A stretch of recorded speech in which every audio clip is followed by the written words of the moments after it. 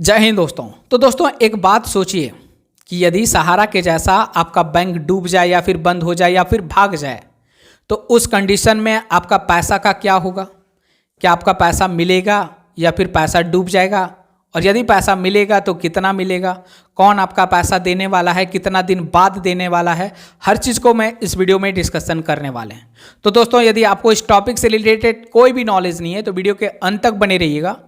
मैं दावा के साथ कहता हूं कि यदि बिना स्किप किए हुए पूरा वीडियो को देखते हैं तो इस टॉपिक से रिलेटेड आपको कोई और वीडियो देखने का जरूरत नहीं पड़ेगा। दोस्तों मैं सबसे पहले आपको ये बात बता दूं कि आज के डेट में लगभग लोगों का मानना है कि बैंक में पैसा रखना सेफ है, क्योंकि बैंक में जो भी आप पैसा रखते हैं बैंक से आपको कुछ इंटरेस्ट भी मिल जाता है। लेकिन बैंक में पैसा रखना तो सेफ है, लेकिन एक लिमिट ही वहाँ पे तय किया गया है। यदि आप उस लिमिट में पैसा रखते हैं तो वो पैसा आपका सेफ है।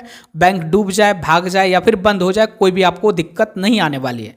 लेकिन जैसे आप उस लिमिट को क्रॉस करते हैं तो वो पैसा डूब जाएगा। जब बैंक डूबेगी तो आखिर वो कितना लिमिट है, ये भी चीज़ मैं आपको आगे बताने वाले हैं।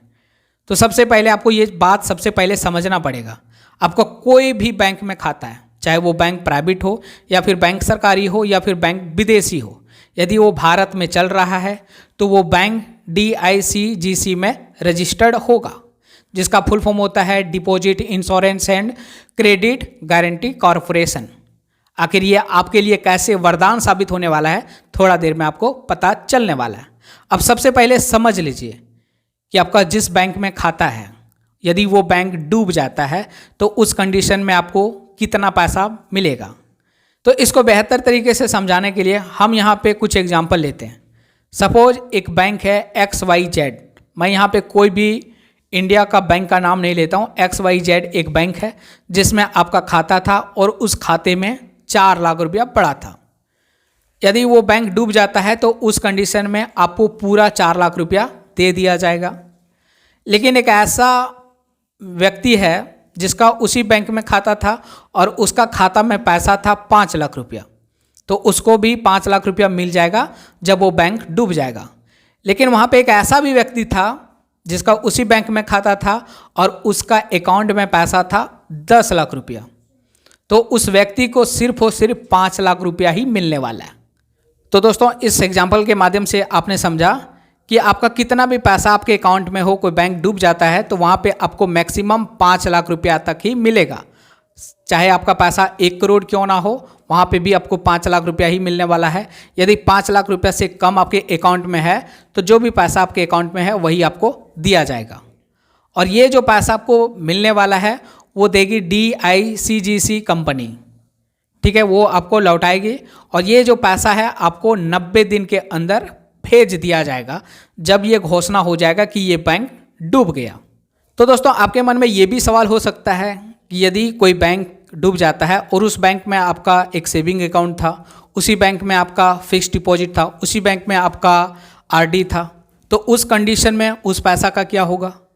तो देखिए उस कंडीशन में यदि मान के चलिए सेविंग अकाउंट में 5 लाख रुपया है, FD में 5 लाख रुपया है तो 10 लाख रुपया हो गया, RD में 5 लाख रुपया है तो 15 लाख रुपया हो गया। तो आपको 15 लाख रुपया नहीं मिलने वाला है, सिर्फ यहाँ पे मैक्सिमम 5 लाख रुपया ही मिलने वाला है, क्योंकि सारा जो पैसा आपका है वो उस बैंक के अंदर में ही आएगा। अब यहाँ पे बात कर लेते हैं, कोई भी गवर्नमेंट का स्कीम है जैसे कि PPF है, तो PPF का पैसा यदि मान के चलिए आपके PPF अकाउंट में पैसा 10 लाख रुपया पड़ा हुआ है, आपके सेविंग अकाउंट में पैसा 5 लाख रुपया है, तो उस कंडीशन में आपको 5 लाख रुपया तो यहाँ पे दे दिया जाएगा।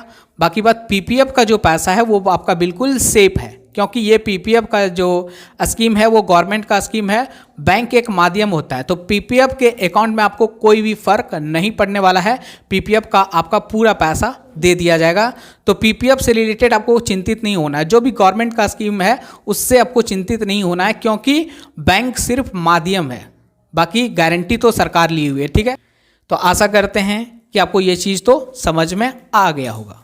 तो दोस्तों आपके मन में ये भी सवाल होगा कि यदि कोई व्यक्ति का 2 बैंक में खाता है, ठीक है ना, एक मान के चलिए XYZ बैंक है, एक ABC बैंक है, और दोनों बैंक डूब जाता है और उस व्यक्ति के खाते में दोनों बैंक में 4-4 लाख रुपया रखा हुआ था, तो क्या उसको सिर्फ 5 लाख रुपये मिलेगा।